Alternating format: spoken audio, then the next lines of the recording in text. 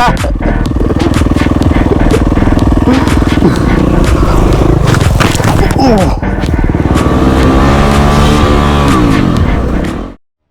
going on, guys? It's MitchMotoMaths here, coming at you with another Rate My Ride. This week we're looking at Falls Creek Road, which connects the Omeo Highway to Falls Creek, obviously, and then on to Bright.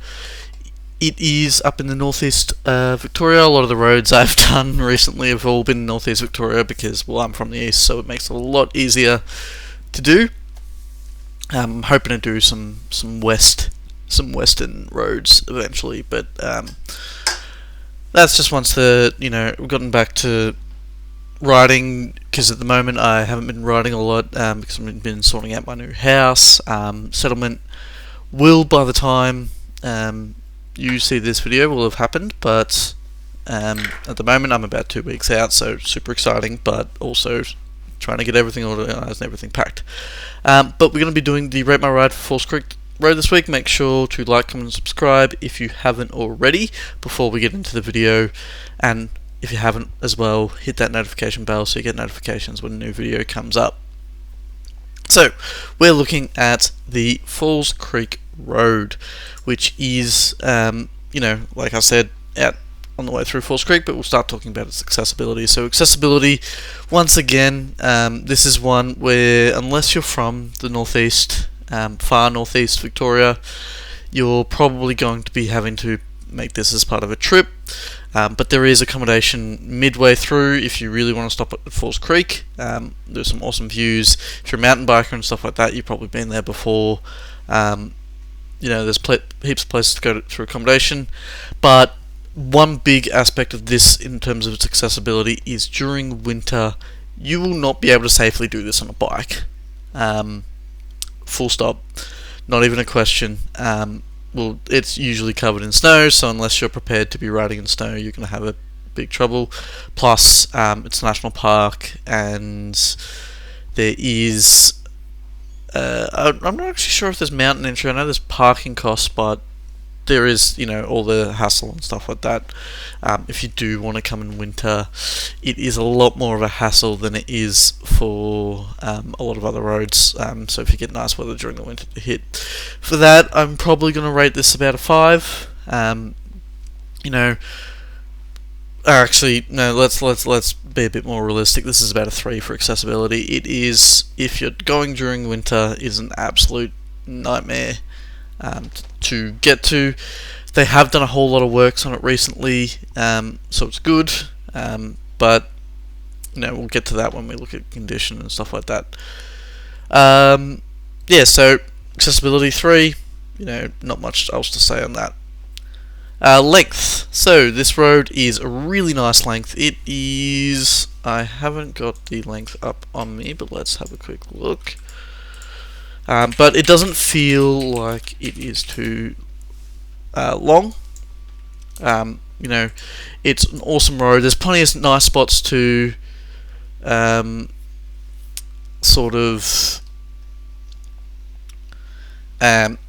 pull over and take a rest and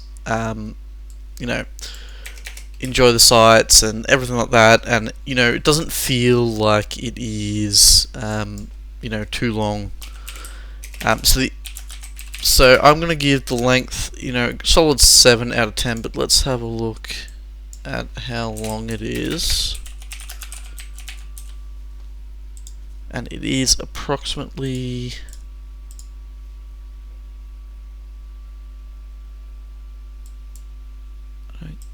and at the moment, Falls Creek road is actually closed. It's about 80 kilometers.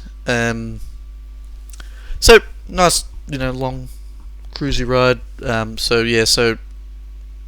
about a 7 out of 10. Traffic is, it is what it is with a road like this. If you're going during winter, you're not going to see a lot, but you are going to see during you're not going winter, you're going to see so much that you're not going to want to come there. But during summer, there's not a whole lot of traffic. Like we came through, this was April when this footage was taken, and I've barely seen a single car on this entire trip, so the traffic's quite low. The only issue you might have is coming down the other side of the mountain, so the sort of the Mount Beauty bright side of the Falls Creek Road. You may come across quite a few cyclists and stuff like that. Riding up from Bright to Falls Creek. So just be careful of that, but they're relatively easy to take over on a motorcycle. So I'm going to give the traffic about an 8 out of 10. It's never too busy, it's never too overcrowded, unless you're coming in winter, and you don't really want to come in winter when you're on a bike. The next one is the condition. Now, when we were there, it was in quite good condition, but I do know it has had a bit of a negative reaction to all of the flooding that hit Victoria over the last 3 to 4 months. So the condition definitely has sort of waned a little bit. It's still pretty good. There's not a lot of issues with it. There's not a lot of problems that you'll find that it gets really frustrating and anything like that. So it's super. I think from when we rode it last time, it was in really good condition. I mean, we were taking it pretty easy because Daniel lacked his front brake at this point. This footage is all from the Alpine Disaster, which I haven't watched. There's a playlist that has all of the videos from that weekend. Just a quick summary of that was we had a whole bunch of breakdowns. We ended up having to take Falls Creek Road because going over Hotham was a problem because the roads were closed for a very I'm trying to remember the reason now, it was a while ago. But yeah, so the conditions, as my last experience, I'm going to give a 7 out of 10. Not perfect. There's definitely better conditioned roads. I'm hoping to go out and film a few more before the settlement date, depending on what the weather is like next weekend. So I am getting very, very close to my my settlement. So yeah, all right. Yes, so 7 out of 10 for the conditions. Alright, the Twistiness. The Twistiness this is such a fun road to ride.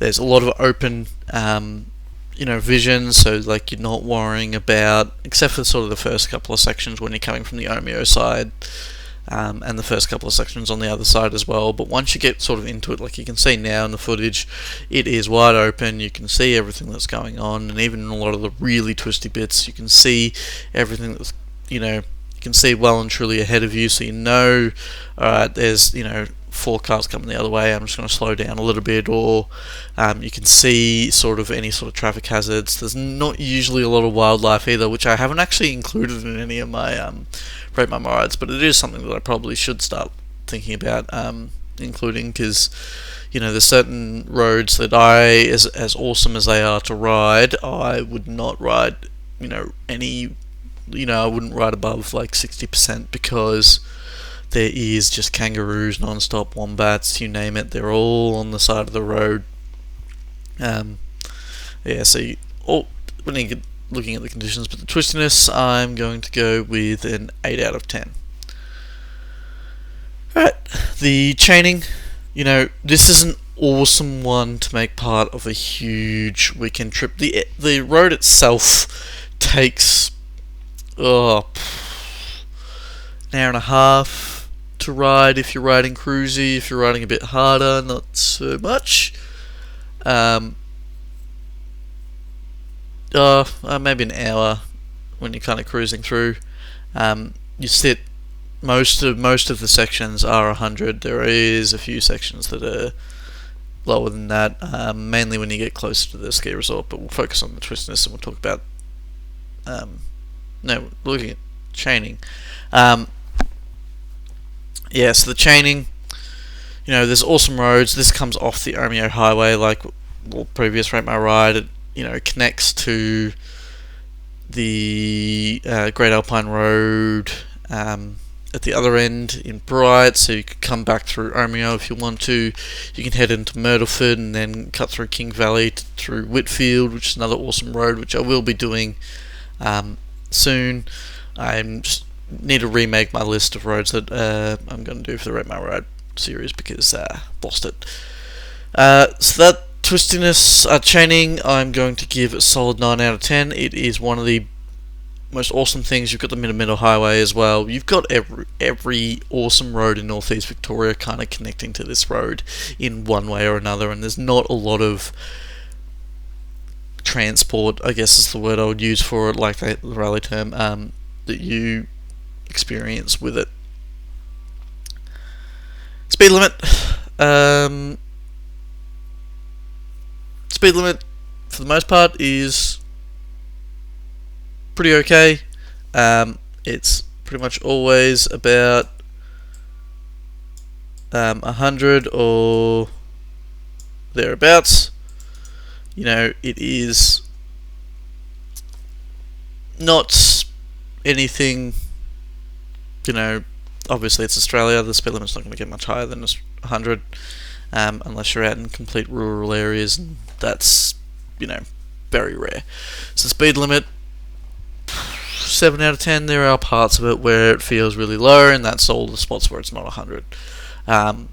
But one of those spots where it is quite low is going through the ski resort, which obviously needs to be sort of low.